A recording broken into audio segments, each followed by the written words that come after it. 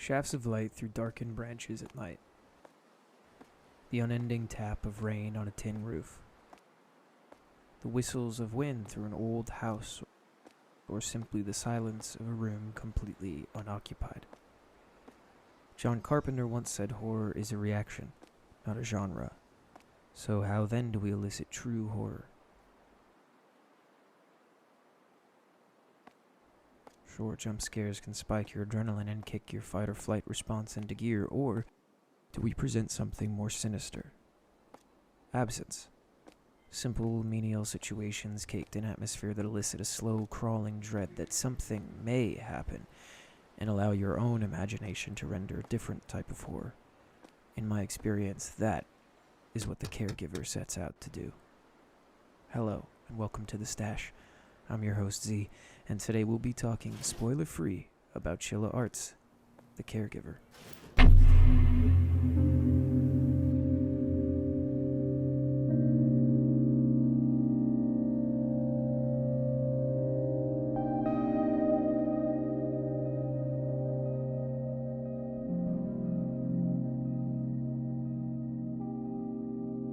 Described as a psychological Japanese horror adventure game about a caregiver, we are presented very little in the way of a plot and asked to simply dive in and go along for the ride.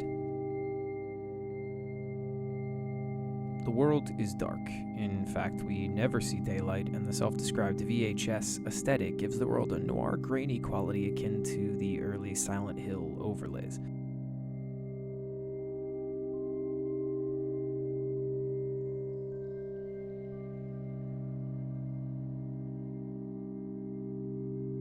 The art style feels purposefully retro and trades realism for impressionistic, almost cel-shaded models, which I personally feel adds to the atmosphere.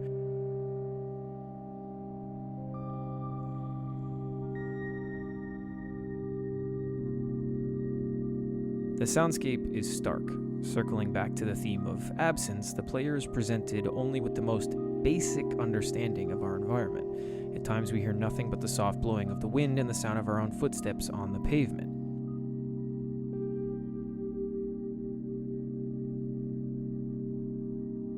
The creators understood the power of silence and use it well here.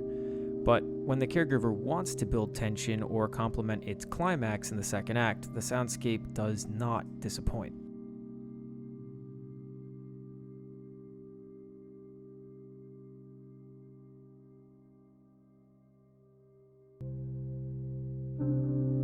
I enjoyed the way the game eloquently employs subtle icons and a simple control scheme to guide the player through the world. It strongly reinforces that your only goal is to give care here. At times, the gameplay can feel a bit railroaded, but for an experience with a total runtime of about 3 hours, I can't blame the designer's choice here. There's a calculated simplicity to what you're asked to do. You'll spend a decent amount of time on simple tasks such as clearing trash, turning off boiling water, or getting the mail, all while the game injects moments designed to build suspense and make you question why this normal evening of work just doesn't feel right. My largest problem with the game is that I enjoy the environment so much that I would have loved a little more freedom to explore them. But I can understand how this would have narratively diverged from the urgency of being asked to watch over someone in a catatonic state.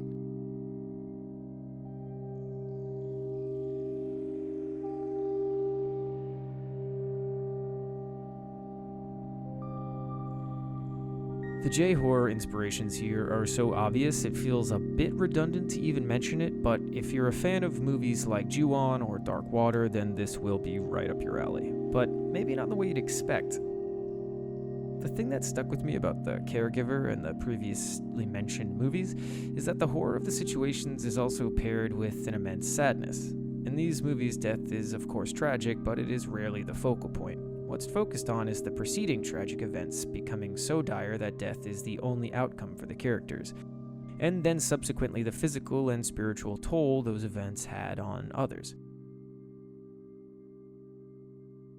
In keeping with the genre, The Caregiver does employ heavy supernatural elements in its second act, utilizing some Japanese folklore that I personally had to research after finishing the game, but overall, the experience ramps up really nicely, and I didn't feel like my lack of knowledge on said folklore detracted from the experience.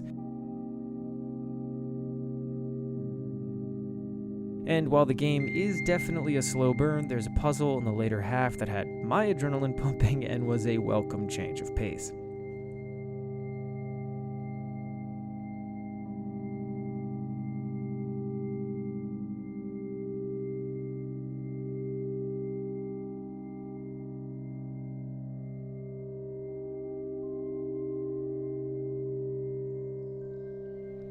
As I stated before, this review is spoiler-free, so I'll refrain from discussing any particular plot details or the ending. I will say I felt there were a few holes I would have personally loved some closure for. However, if you've played and you'd like to discuss below in the comments, I'd be happy to chat and see if you came to some different conclusions than my own. Overall, The Caregiver was a game I truly enjoyed. And for a 3-hour capsule experience, it is immensely engrossing and definitely warrants at least a second playthrough.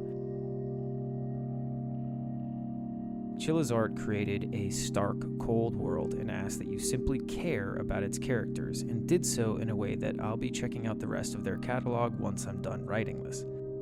I suggest the next time you have the night off, instead of watching an episode of that show you just haven't quite finished, turn off the lights, sit down in front of your PC, and dive into The Caregiver. And if John Carpenter was right that true horror is a reaction, I promise you won't be disappointed.